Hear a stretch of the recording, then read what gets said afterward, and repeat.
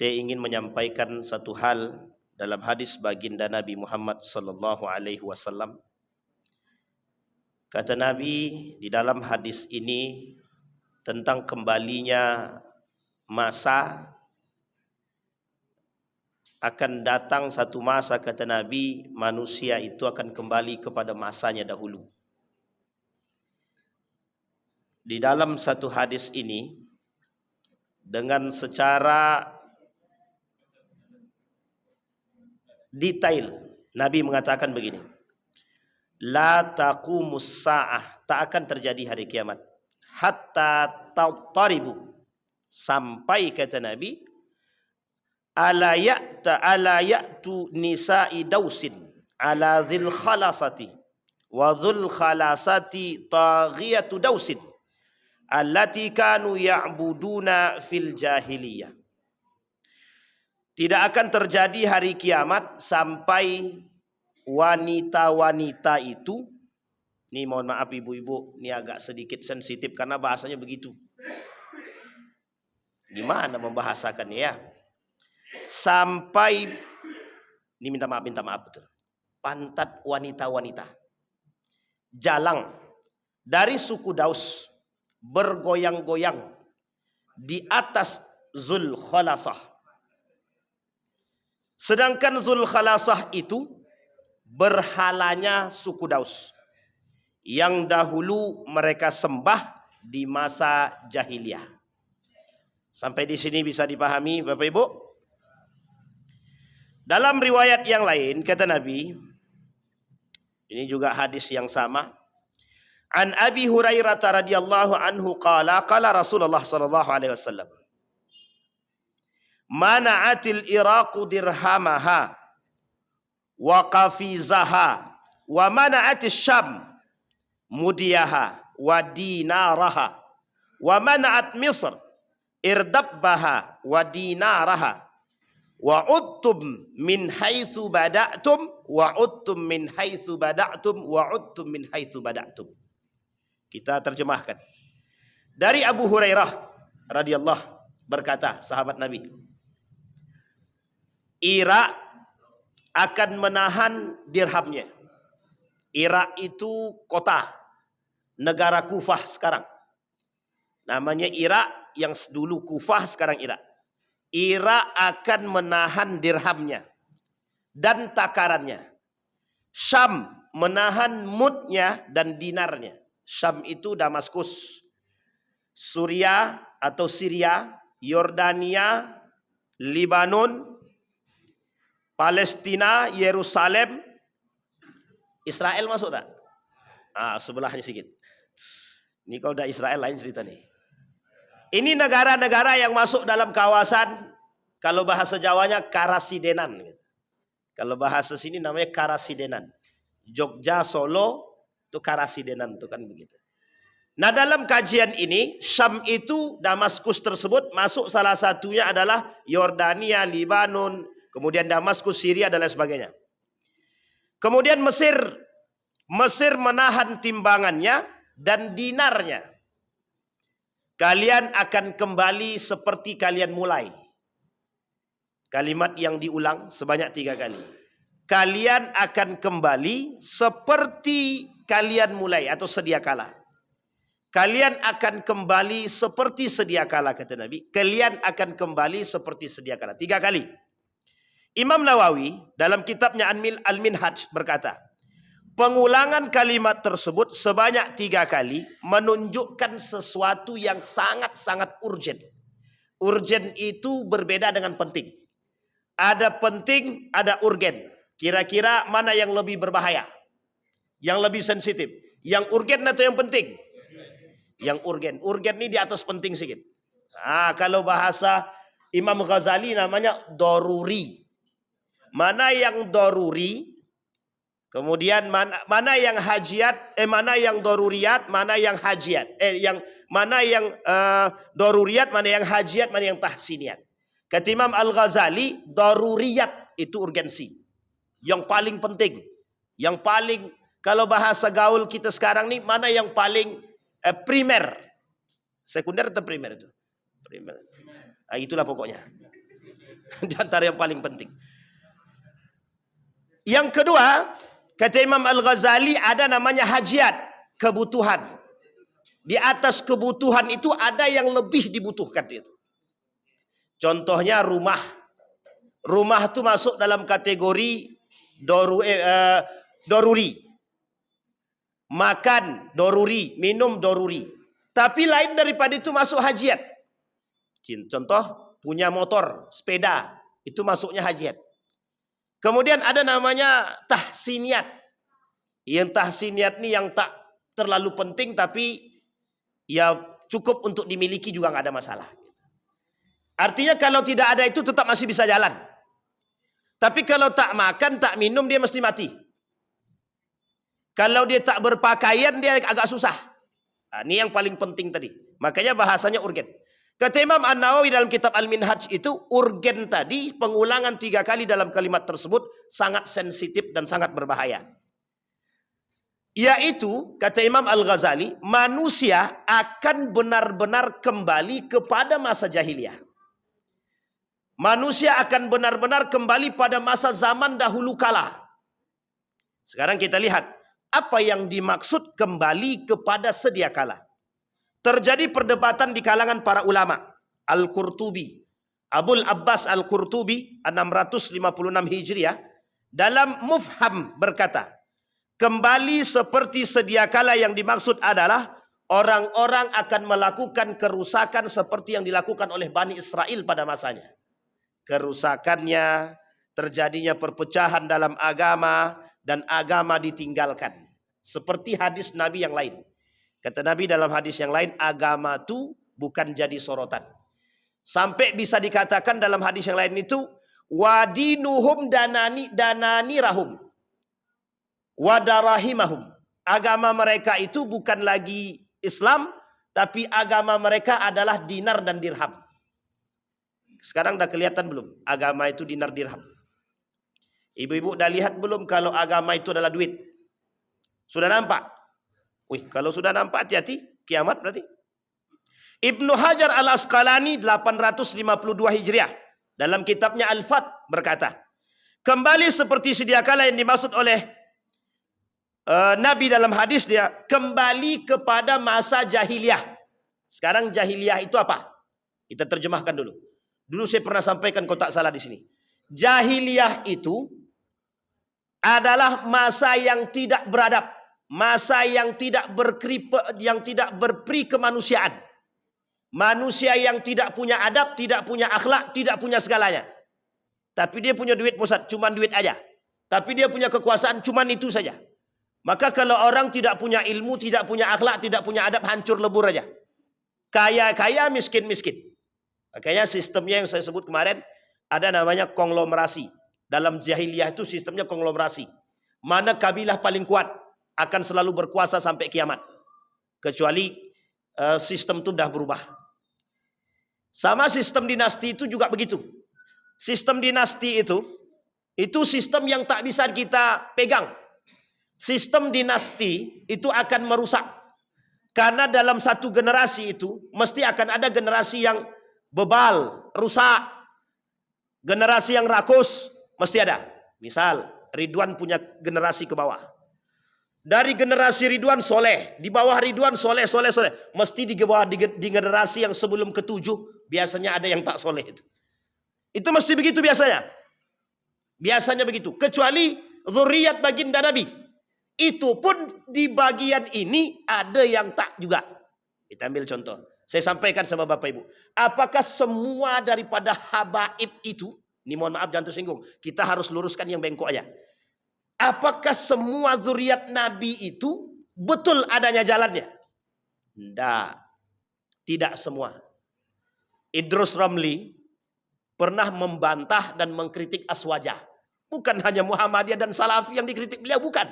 Tapi Aswajah dikritiknya di depan para habaib. Apa kata dia? Para habaib minta maaf.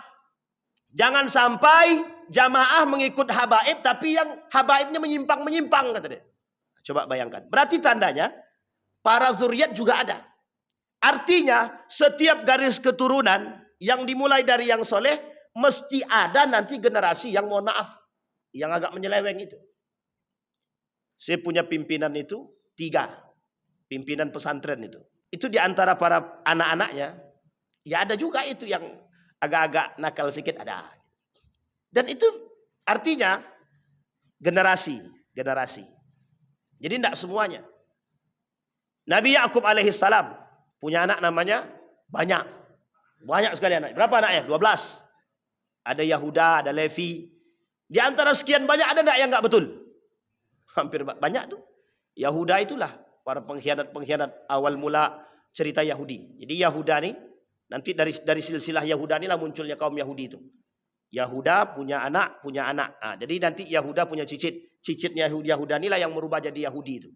Jadi panjang ceritanya. Jadi ini generasi. Sistem dinasti itu merusak. Muawiyah bin Abi Sufyan pada masanya dinasti Umayyah hancur. Pertanyaannya hancur karena apa? Cinta dunia kan? Cinta harta, cinta kekuasaan, cinta wanita. Habis. Dinasti Abbasiyah. Dari awal bagus, Abbas bagus. Sampai bawah ada Harun ar-Rasyid. Sampai terus Marwan. Terus bagus. Di akhir kepemimpinan, 3 kepemimpinan terakhir. Hancur. Andalusia dihancurkan. Turki Utsmani 3 fasa terakhir. Masih dari saudara dan kerajaan. Masih dalam lingkaran kerajaan Turki Utsmani. 3 terakhir sekuler, cinta kekuasaan, cinta harta, cinta wanita, habis. Begitu terus menerus. Kata Ibnu Hajar al-Asqalani, itu orang yang kembali yang disebut oleh Nabi dalam hadis itu kembali kepada masa jahiliyah. Katanya. Masa jahiliyah ini masa yang apa? Masa yang tidak beradab. Masa yang tidak punya peradaban. Di mana manusia hanya mengandalkan otot dan mengandalkan kekayaan. Dia kaya berkuasa, dia tak kaya miskin dah, habis. Orang miskin tak akan bisa berkuasa. Makanya Nabi Yusuf menggulingkan. Diganti sama Nabi Yusuf. Apa kata Nabi Yusuf? Pokoknya kalau aku naik, nanti kata Nabi Yusuf, ini bahasa kita. Itu dirubah sama Nabi Yusuf. Dilalah Nabi Yusuf jadi bendahara negara. Menjadi bendahara negara, dirubah sama Nabi Yusuf.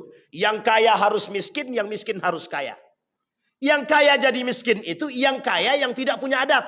Yang kaya yang tak punya perhatian. Dibuat Nabi Yusuf jadi miskin. Apa kata Nabi Yusuf? Ketika orang kaya dulu pernah kaya, kemudian jadi miskin, datang kemudian meminta beras. Nabi Yusuf tahu, wajah orangnya kenal. Dulu dia orang kaya, ditanyain tuh sama tukang sekretaris tuh. Kata Nabi Yusuf, ente kenal nggak dia? Kenal. Dulu dia kaya, pelitnya minta ampun, miskin, bakhil banget lah. Kata sekretar, tak usah kita kasih lagi. Kata Nabi Yusuf, kasih dia 2. Biar dia tahu rasa. Nabi Yusuf itu kasih pelajaran. Dikasih 2. Setelah dikasih 2 sama Nabi Yusuf sampaikan. Kemudian apa kata orang yang kaya tadi, yang sudah jadi miskin tadi? Ternyata tidak semua orang yang berganti wajah tersebut mau membalas dendam atas kekikiran yang dia lakukan. Jadi jangan salah. Dan ini kejadian. Kata Nabi Yusuf, pandanglah orang itu dengan sisi kemanusiaan. Jangan pandang manusia itu dengan sisi yang lain. Artinya apa? Jangan pandang dengan kekuasaan. Jadi kalau kita memandang orang itu dengan kekuasaan, rendah orang itu semua. Dan itu Nabi sampaikan, kata Nabi, tidak akan terjadi hari kiamat sampai manusia akan merendahkan orang yang rendah di bawah dia. Nah, itu sudah terjadi sekarang, Pak. Ini saya kasih contoh. Bapak Ibu jangan tersinggung ya. Siapapun dia jangan tersinggung. Misal nih Bapak Ibu, misal.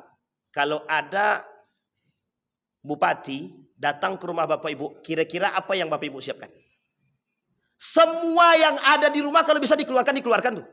Yang tak punya pun mencari. Pokoknya aku pinjam duit lah.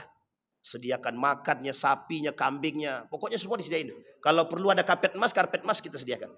Tiba yang datang orang tak mampu, dianggapnya ini orang ini pasti mau minta duit nih katanya. Dah tutup pintu katanya. Begitulah karakter manusia sekarang. Jadi ketika orang terhormat datang, belum tentu orang terhormat itu datang membawa keberkahan. Tapi ingat, setiap orang miskin yang datang ke rumah kita datang dengan doa, sekalipun dia pura-pura miskin. Mesti datang dengan doa. Pernah terjadi? Pernah. Kami pernah lakukan Pak penelitian. Bukan penelitian sebenarnya, hanya pengamatan. Kita ambil waktu itu sekitar 10 orang.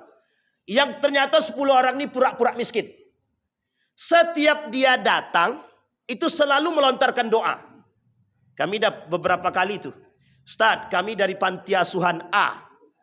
Kita kasih Pak. Semoga Allah memberikan keberkahan pada Pak Ustaz. Keluarga sakinah mawaddah warahmah. Kita intil itu apa ya? Kita ikuti dari belakang. Ternyata tempat yang dia bilang nihil Pak, kosong, enggak ada. Nipu apa tidak? Tapi coba datang dengan doa. Belum tentu orang yang di atas kita datang dengan kehormatan. Dan belum tentu orang yang terhormat yang datang tadi yang kita hormati menghormati kita. Ini poin penting. Kenapa saya sampaikan? Meskipun tidak semua. Tapi kita hari ini masih membedakan mana yang kita anggap manusia berwibawa terhormat sesuai dengan tahta. Sesuai dengan kasta. Kita tak tengok dia sesuai dengan kemanusiaan. Tapi kita masih tengok dia sesuai dengan kasta. Oh, zaman jahiliyah begitu. Kalau yang datang orang miskin, pada masa itu kau miskin, kau budak, kau pasti kau datang sini mau pinjam duit kan? Kata orang kaya begitu. Maka datang Nabi Muhammad, Nabi datang, Nabi samakan tuh semuanya. Apa kata Nabi? Mau kaya, mau miskin, semua di tempat sama. Satu-satunya tempat yang tidak membedakan, masjid. Tapi orang sekarang, soft pertama dibuatnya untuk bupati. Dibuatnya untuk gubernur. Nah, itu yang menjadi masalah itu. Besok jangan begitu Pak. Sama semua. Mau soft paling depan, siapapun datang duluan dia berhak di depan. Jangan dihalang-halangi. Dan itu terjadi itu Pak. Kita kecam betul itu perbuatan demikian. Untuk menghormati boleh kita menghormati. Kalau dia datang tepat waktu. Kalau dia datang lambat jangan ditunggu. Sampai setengah jam nunggu dia. Azan sudah setengah jam nunggu. Nah, itu mati kita sudah. Artinya kita manusia nih pandang sisi kemanusiaan. Jangan pandang sisi kasta. Nabi dah kata begitu kata Nabi. Di akhir zaman tuh manusia pandang bukan karena kemanusiaan tapi kasta. Dia merasa terhormat dikunjungi orang. Tapi ketika ada orang datang yang tak mampu yang seolah-olah dia minta maaf. Dia kadang nampakkan muka pun tidak. Baik, kembali kepada masa tadi. Kemudian Imam As-Suyuti bilang begini. Dalam syarah Muslim berkata, Islam datang dalam keadaan terasing dan akan kembali dalam keasingan. Badal Islam gharib wa sayaudu kama badal gharib. Ini sudah kita sampaikan dalam beberapa pertemuan. Sekarang Bapak Ibu sekalian yang berbahagia. Kita lihat kasus yang terjadi yang disampaikan oleh Nabi. Dalam kasus ini, kembalinya manusia kepada kejahilian oleh para ulama hadis mencoba menerjemahkan.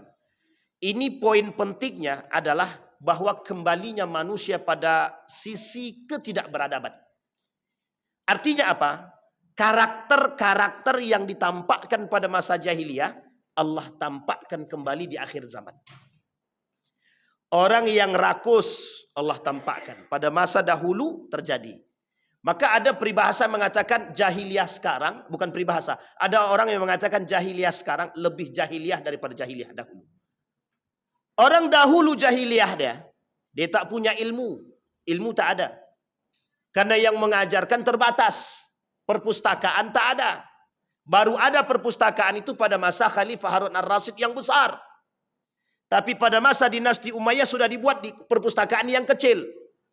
Pada masa dinasti Umayyah itu pernah terjadi, dibangunlah di madrasah-madrasah itu perpustakaan. Tapi pada masa Khalifah Harun ar-Rasyid dinasti Abbasiyah dibangun perpustakaan yang besar. Itu baru Islam tersebar.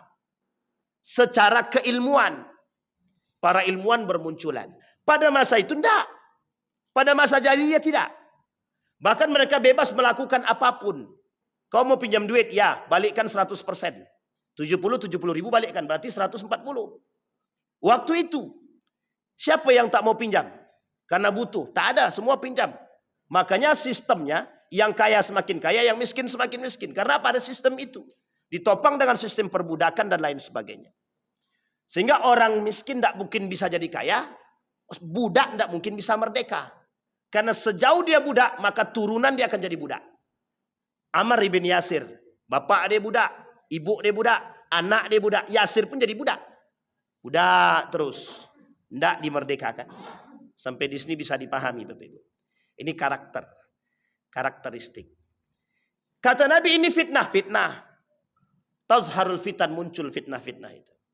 Nah, itu yang pertama. Kenapa kok jahiliyah sekarang oleh para ulama dikatakan lebih jahiliyah daripada dahulu? Jahiliyah sekarang Mereka tidak bodoh tapi pintar. Hanya saja kepintaran sekarang lebih rendah daripada kepintaran mereka sekarang lebih rendah daripada nafsu mereka itu sendiri. Jadi kembali kepada satu pernyataan oleh Allah dalam Al-Quran. Allah sebut itu, manusia di akhir zaman itu lebih hina daripada binatang. Kenapa lebih hina? Dia punya akal, binatang tak punya akal. Sehingga ketika kita katakan, binatang itu lebih hina daripada Anda, itu wajar Pak. Binatang tak punya akal. Binatang cuma punya nafsu saja. Dia tak berpakaian, telanjang. Tapi sekarang manusia berilmu, berakal, berotak, beriman, harusnya beragama. Kenapa dikatakan oleh agama lebih hina daripada binatang? Kita lihat dulu sebab turun ayat ini. Ada sebabnya? Ada. Tidak mungkin Allah turunkan itu sesuatu. Mungkin ada ayat-ayat yang tidak turun tanpa sebab. Ada ayat yang turun dengan sebab. Kita rujukkan coba. Apa maksud Allah mengatakan ada manusia yang lebih hina daripada binatang? Kita lihat tuh urutan ayatnya. Ternyata ini diperuntukkan kepada Bani Israel yang mereka tidak menggunakan akalnya setelah Allah berikan kelebihan kepada mereka. Allah kata buat Bani Israel, kami akan lebih utamakan kalian atas kelebihan kalian jika beriman. Tapi kalau tak beriman, maka kami tak lebihkan. Justru ternyata Bani Israel justru membangkang lebih daripada pembangkangan. Sehingga apa yang tak mereka lakukan? Mereka lakukan perzinahan, minum. Uniknya, puncaknya, Bani Israel membuat Tuhan setelah mengerti Tuhan. Nah, ini yang paling penting Pak. Bani Israel membuat Tuhan setelah mengerti Tuhan. Bisa dipahami kalimat ini? Keluar tuh Nabi Musa, selesai dari kejaran. Selesai dari kejaran, kata jamaahnya kepada Nabi Musa, tuh tengok. Mereka saja punya Tuhan yang mereka sembah. Kami bosan, tidak ada yang kami sembah, kata dia. Akhirnya apa yang terjadi? Kata Nabi Musa, kalian itu sudah umat yang lebih baik, kata dia. Nabi Musa kata sama mereka kepada Bani Israel, kalian inilah lebih baik, kata dia. Ternyata Nabi Musa naik ke Bukit Tursina, turun lagi mereka sudah punya patung baru. Coba bayangkan. Ilustrasi. Dikiaskan dalam keadaan sekarang, dikiaskan. Tuhan yang kita sembah tak nampak, Allah. Tapi ternyata Allah sekarang punya tandingan. Tandingannya siapa? Tandingannya adalah Tuhan yang baru. Maka dikatakan buat Bani Israel, mereka ketika itu tidak punya ilmu. Akal mereka terbatas apa yang mereka lihat. Manusia sekarang, apa yang tak dipelajari oleh manusia? Agama dia pelajari dengan sebaik mungkin. Setiap sisi ada orang yang mengajarkan agama. Setiap sisi ada orang yang memberikan nasihat. Tapi mengapa mereka kembali dan dikatakan sebagai orang yang lebih berbahaya daripada binatang? Yang lebih hina. Karena mereka lebih cinta kepada dunia ketimbang cinta kepada akhirat. Sederhana atau tidak? Sederhana. Kalimat ini selalu diulang-ulang. Saya Bapak Ibu sekalian yang berbahagia. Akhir-akhir ini, Bapak Ibu boleh cek, boleh lihat di YouTube. Kajian para asatid. Siapapun. Baik internasional maupun nasional. Ceklah. Rata-rata kajiannya kembali ke situ semua. Peringatan tentang akhir zaman. Kiai Haji Idrus Ramli. Dalam ceramah terbaru dia sampaikan tentang kritikan terhadap Aswaja. Apa dia kata? Fitnah yang terjadi di akhir zaman, kata dia. Kembalinya orang pada penyimpangan setelah lurus. Coba bayangkan. Kita ambil cerita Pak. Pada masa dahulu. Ada 5 orang soleh. Ini 10 ya. 5 orang soleh. 5 orang soleh ini yang selalu tidak disebut nabi. Tapi soleh. Bukan nabi soleh ya. Mengajarkan agama dan tauhid yang baik kepada jamaah. Satu ketika, satu persatu di antara mereka yang 5 orang soleh ini meninggal Pak. Mati. Dicabut oleh Allah. Dimatikan oleh Allah. Tersisa 1 orang. 1 orang ini sebelum mati dia berwasiat. Jagalah oleh kalian apa yang telah kami ajarkan kepada kalian. Sesungguhnya ini adalah agama nenek moyang kami yang akan mengantarkan kalian kepada jalan yang lurus. Apa kata iblis setelah dia meninggal? Setelah dia meninggal. Apa kata iblis? kalian buatlah patung untuk mengenang mereka. Ingat kalimat ini ya. Kalian buatlah patung untuk mengenang 5 orang. Kalimatnya apa? Mengenang. Ada kalimat menyembah di situ? Tidak ada, cuma mengenang. Orang beriman tadi bilang begini. Padahal dalam agama kami tidak diajarkan membuat patung. Apa jawaban iblis kemudian dalam hasutan dia? Bukan untuk disembah, hanya untuk dikenang. Apa yang menjadi asbabnya? Yang menjadi asbab terpengaruhnya orang yang membuat patung tadi? Apa kata dia? Iya juga, kan cuman untuk dikenang perjuangan mereka. Sekarang kita lihat, banyak orang-orang yang membangun patung demi mengingat perjuangan. Dan itu asal muasal. Singkat cerita, patung dibuat. Generasi pertama, setelah 5 orang ini meninggal, punya generasi pertama, 5 patung tadi sudah jadi, mereka ceritakan kepada anak mereka. Generasi pertama menceritakan pada generasi kedua, bahwa mereka ini orang soleh, yang mengajarkan kebaikan kepada kita. Generasi kedua, mengajarkan kepada generasi ketiga, masih sama. Pada generasi 4 ke 5, berubah. 5 orang soleh berubah menjadi Tuhan. Sampai di sini bisa dipahami? Baik, 1. Cerita kedua. Ada seorang pemuda yang sangat terkenal akan kesolehannya. Pemuda yang soleh ini, satu ketika, dia keluar dari rumah, satu kampung tahu. Kalau dia ini orang soleh. Ini diceritakan. Diceritakan oleh para ulama. Bahkan ada difilmkan. Dia keluar dari rumah, kemudian di tengah perjalanan bertemulah dengan seorang pemuda masyarakat biasa, kemudian bilang begini.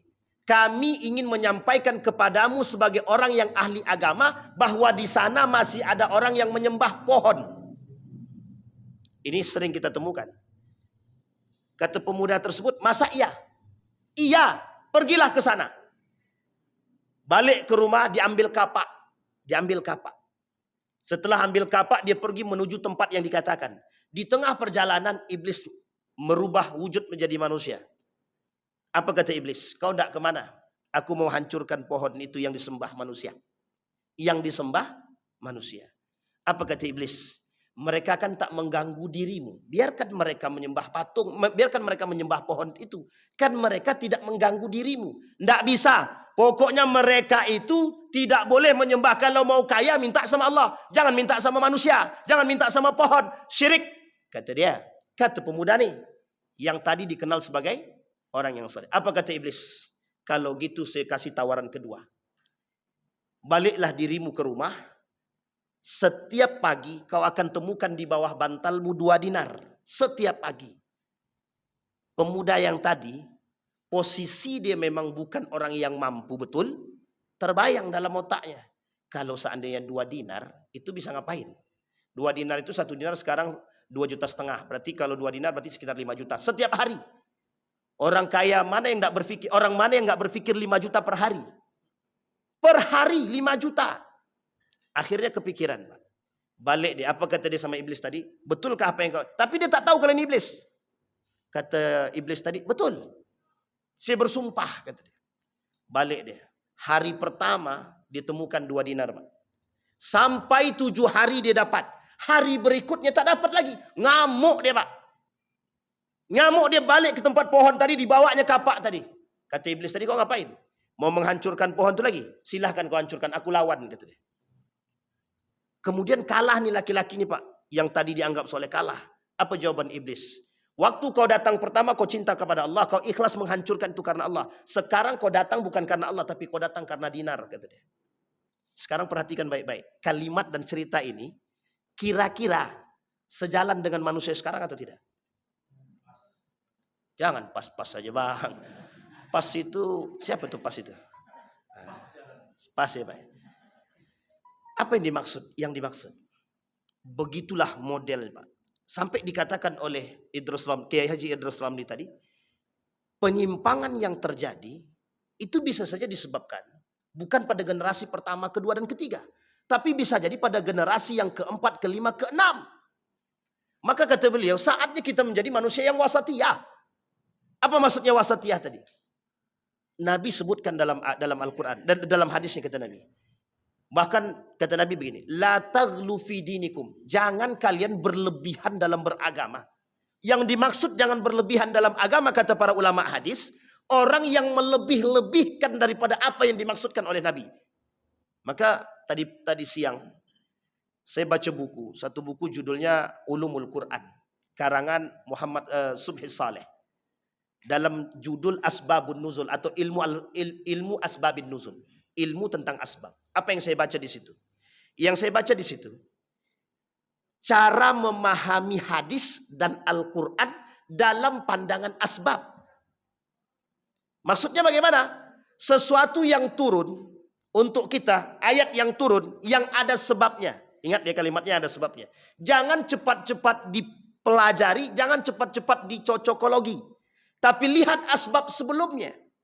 Dan lihat asbab yang akan datang. Dan lihat karakter kalimatnya. Sehingga kalimat ini kadang-kadang punya kaitan dengan sebelumnya dan punya kaitannya dengan setelahnya. Sehingga kita tidak bisa mengeneralisir satu makna tersebut.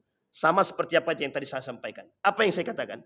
Kalimat bahwa Allah akan menghancurkan Bani Israel dengan kejahiliahan mereka. Kalimat ini tidak diperuntukkan seutuhnya buat Bani Israel. Tapi juga diperuntukkan buat kita yang sekarang. Kenapa jahiliyah itu? Kenapa dibahasakan kalimatnya jahiliyah? Dan tidak langsung dicamkan kepada orangnya. Kita ambil contoh. Kaum Tsamud. Siapa kaum Tsamud itu? Kaum Tsamud tahu Bapak Ibu ya? Nah, ini kita singgung sedikit. Fitnah yang terjadi. Fitnah yang muncul di tengah kita yang kita harus khawatirkan juga. Tapi kita lihat prosesnya. Bagaimana hukumnya. Ini kaum Tsamud tahu ya. Di mana kaum Tsamud itu Bapak Ibu? Ada yang tahu? Di Mesir. Betul kah? Kaum Tsamud ini di Madain. Madain itu di Al-Ula. Di mana Al-Ula itu? Di mana Pak? Di Saudi Arabia. Yang sekarang dibuat tempat wisata dan destinasi. Yang dalam satu hadis, dia ada 3 hadis kalau saya tak dapat. Kalau saya tak salah, saya khilaf, saya ada 3 hadis. Dalam 3 hadis tersebut, Nabi melarang untuk datang ke sana, bahkan meminum airnya. Lihat kalimatnya Pak, kalimatnya. Dalam hadis itu kata Nabi, jangan berhenti di situ dan jangan meminum airnya. Ulama berbeda pendapat dalam maksud ini. Yang dimaksud oleh Nabi, jangan berhenti di situ. Maksudnya apa? Jangan melihat ke sana. Jangan masuk ke sana kecuali dalam keadaan menangis. Artinya kalau menangis bersedih. Bersedih dalam arti kata mengingat apa yang dilakukan oleh kaum Tsamud. Baik, kita rujuk kepada sejarah Nabi Tsamud. Kaum Tsamud. Kaum Tsamud pada masa Nabi siapa? Nabi? Tadi ada adik kita yang bilang. Nabi siapa tadi? Nabi Su'aib apa Saleh? Saleh. Saleh. Nabi Saleh punya apa? Punya apa mukjizatnya? Satu saja. Mukjizatnya apa? Yang sangat terkenal sampai hari ini. Onta Nabi Saleh. Yang kalimat itu Allah sebut dalam Al-Quran terbelahnya bukit yang cukup menjadi sejarah yang dikenal. Kita singkatkan cerita ini. Kata para ulama, persoalan unta Nabi Saleh. Kita lihat karakter yang terjadi apa? Karakter yang terjadi pembangkangan. Nabi Saleh bilang, aku dikasih mukjizat. Mukjizat ini memunculkan unta dari batu. Bahasa batu itu bahasa dahulu. Kalau bahasa sekarang tak sama dengan batu yang disebut dengan bukit. Keluarlah tuh unta yang disebut dalam hadis dalam ayat itu dari batu.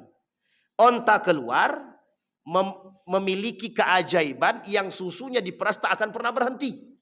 Singkat cerita, setelah selesai kata pemimpinnya, kalau seperti ini banyak yang akan mengikut Soleh. Dibunuhlah. Dibunuh dulu. Unta dibunuh, selesai. Singkat cerita Bapak Ibu sekalian yang berbahagia. Dimasukkan dalam sejarah pembangkangan-pembangkangan tersebut. Kita lihat alurnya. Siapa mereka? Dari silsilah siapa mereka? Dari orang mana mereka yang selalu melakukan pembangkangan ini?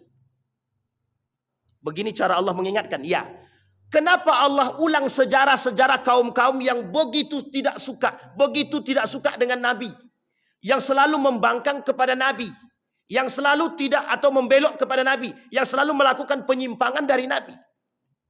Siapa mereka? Apalagi sekarang Nabi tak ada. Nabi tak ada. Siapa yang meluruskan kita? Yang meluruskan manusia di akhir zaman cuma satu. Siapa mereka? Ulama. Yang mana? Ulama yang saleh. Yang soleh itu yang gimana? Yang disebut oleh Ali bin Abi Thalib ulama'ur rabban. Ulama yang takut sama Allah. Laisal alim bikasratir riwayah walakin al-alim bikasratil khasyah. Orang alim itu bukan karena banyak riwayat, tapi orang alim karena banyak ketakutan kepada Allah. Ada alim yang tak takut sama Tuhan? Ada enggak orang alim tapi tak takut sama Tuhan? Ada orang alim yang tak takut dengan Tuhan. Alim lisan dia, tangan dia mencari. Alim lisan dia, tapi hati dia tidak. Kata Umar, alim lisan dia, jahil qalbuhu. Hati dia ni jahil. Apa arti yang hati jahil tadi? Hati yang rusak. Kembali kepada poin tadi Bapak Ibu sekalian berbahagia. Kata Nabi, karakter yang terjadi hari ini, kita rujuk kepada Saudi Arabia sedikit di satu tempat. Sampai ulama membuat begini. Apa hukum mengunjungi al-ula? Sampai keluar nih. Padahal hadisnya ada. Tapi keluar para ulama mencoba mencari jawaban. Apa kata ulama Saudi Arabia? Bolehnya menjadikan al-ula tempat destinasi wisata religi. Satu. Jangan dulu diapa-apakan. Kita lihat dulu. Dalam pandangan yang kedua. Apa kata para ulama? Lihat dulu tempat yang dikunjungi. Karena di al-ula ini banyak tempat-tempat yang terjadi. Yang kedua. Yang ketiga, bisa jadi, kata mereka, yang dimaksud itu bukan yang itu.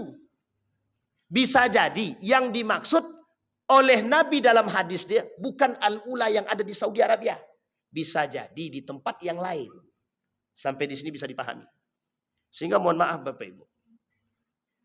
Tempat ini, al-ula ini, yang pertama, jadi tempat destinasi wisata yang kelak akan menjadi satu-satunya wisata terbaik di situ.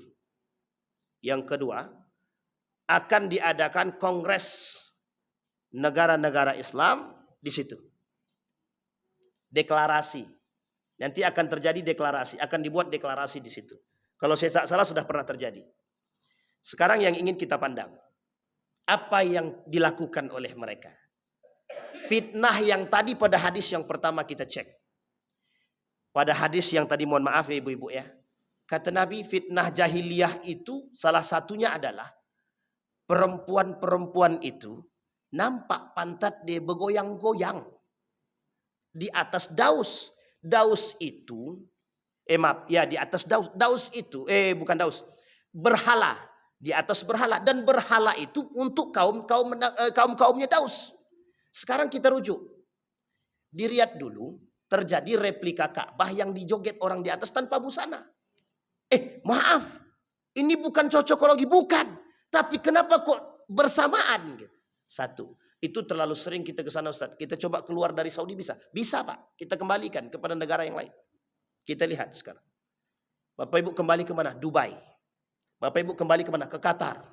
Ini negara Islam. Saya tak ambil negara Eropa. Kalau negara Eropa kita tak usah kita pikir. Kenapa kita tak usah pikir? Memang itulah yang dia buat.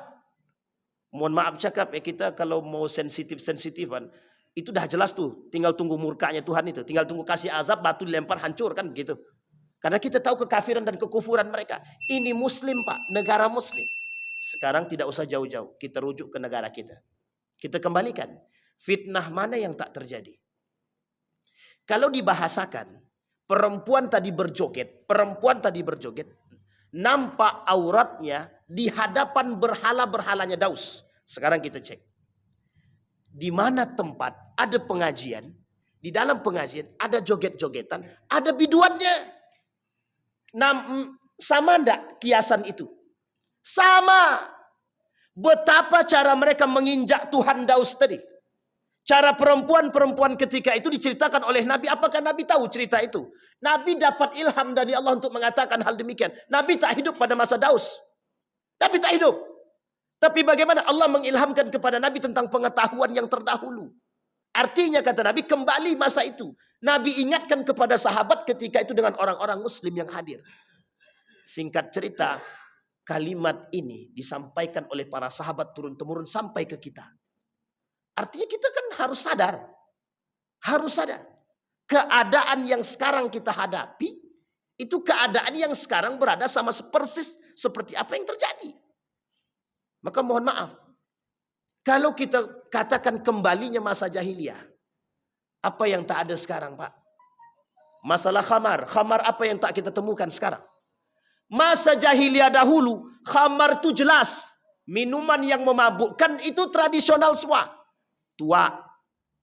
Kalau sekarang tak semua merek apa yang secanggih. Harganya sampai miliar pun ada.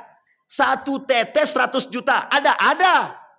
Minuman khamar 1 tetes harganya 100 juta. Apa nama mereknya? Saya tak tengok Pak Sarno ya. Siapa tahu ada yang tahu mereknya. Saya pun lupa. 1 tetes kata kawan saya. Apa Bu mereknya Bu? Ibu lebih tahu pula daripada bahaya. 1 tetes. Kawan saya telepon kawan saya di Jakarta itu, dia sebut nama tapi saya lupa. 1 tetes saja, 1 tetes kata dia. 1 tetes maksudnya itu 1 gelas kecil itu. Itu harganya 100 juta. Itu minuman khamar. Iya, sekarang di sini sudah buat banyak betul khamar itu. Contohnya apa? Iya, ganja semuanya itu. Narkoba, ganja, ekstasi, nikotin. Jangan pura-pura enggak tahu, Bang. Pokok sabu-sabu, semua masuk. Artinya, kata Nabi, fitnah itu apa yang tak terjadi? Yang ingin dikatakan dalam hadis Nabi ini, hei umat mukmin, kalian kembali ke jahiliyah. Kapan sekarang? Nih akhir zaman, kalian dah kembali. Kita sekarang nih, posisi tak ada yang satu pun yang tidak.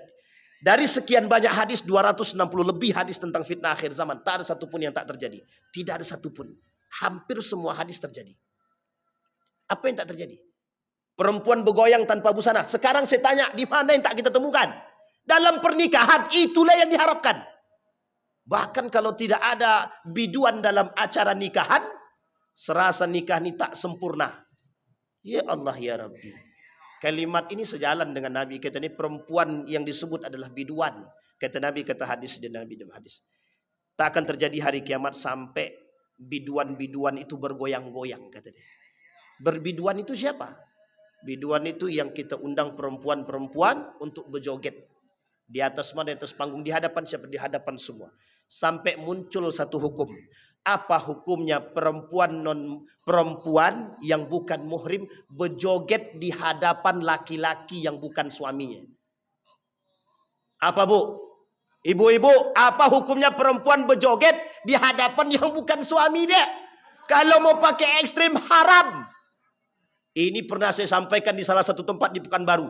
Besoknya dikirimnya saya langsung dikirimnya video mereka joget. Setelah saya katakan haram, besoknya datang. Apa kata dia? Ini Ustadz, tengok nih video kami sedang berjoget. Ada Ustadz yang membolehkan, kata dia. Saya bilang, memang dilawannya betul saya. Besoknya saya tak diundang lagi. Saya tahu tempat itu. Dan ada abang kita yang hadir malam hari di tempat itu. Tak diundangnya lagi Pak. Alhamdulillah saya bilang. Lepas tanggung jawab saya. Coba bayangkan. Kita dilawannya dengan hal demikian. Apa kata dia? Kita katakan perempuan sadar dirilah. Jangan berjoget di hadapan yang bukan muhrim kita. Tapi kemudian apa kata? Saya haramkan. Kayak kata ada ulama yang mengharamkan. Ada ulama yang mengharamkan. Ada. Haram. Tapi kata dia ada ulama yang membolehkan. Dia pakai ulama yang membolehkan. Saya tak kisahkah kalau dia nak buat dia pakai dia ulama yang membolehkan, saya tak kisah. Kenapa saya tak kisahkan? Yang jelas saya dah sampaikan apa yang saya sampaikan. Kenapa saya tak sampaikan yang boleh? Kalau saya sampaikan yang semua orang berjoget. Kapan itu? Tengok 17 Agustus itu. Itulah masanya itu Pak. Makanya mohon maaf Bapak Ibu sekalian yang berbahagia. Kita sedang diserang dengan masa jahiliyah kedua. Jadi tolong Bapak Ibu sekalian yang berbahagia, perkuat iman akidah, perkuat jaga agama kita, jaga betul diri kita. Tak ada tempat. Sekarang kita semua keselamatan tergantung pada diri kita. Di mana-mana negara Islam sekarang megah, begitu megah. Kita tak tahu ke mana kita hendak berkiblat sekarang. Sampai-sampai ada pernyataan dari seorang ulama, kalaulah di tempat Madinah dan Makkah, tempat yang begitu suci, pun bisa ternoda, kemana kita hendak menghadap. Nah, ini bahasa puisi sebenarnya yang dia sampaikan. Artinya dia kata, begitulah kekhawatiran diri seorang ulama di akhir zaman tentang kembali kemanakah kita. Yang kita takutkan kelak itu menjadi poin daripada ketakutan kita. Mudah-mudahan kita semua istiqamah. Kalau ada salah, saya minta maaf. Tolong yang salah-salah itu disampaikan. Agar kita bisa sama-sama mengambil kebaikan daripada setiap apa yang kita sampaikan. Mudah-mudahan kita istiqamah dalam kebaikan dan ketaatan. InsyaAllah kita tetap husnul khatimah. Amin ya rabbal alamin. Fa'tabiru ya ulil absar la'allakum tuflihun. Assalamualaikum warahmatullahi wabarakatuh.